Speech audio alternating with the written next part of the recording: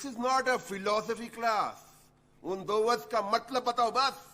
Sir ऐसे कोई words है नहीं सर, ये तो मेरे दोस्तों के नाम है, फरहान और Raju. Nonsense!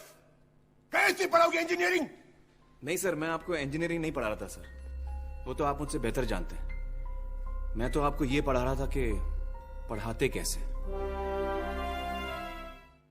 From you, King.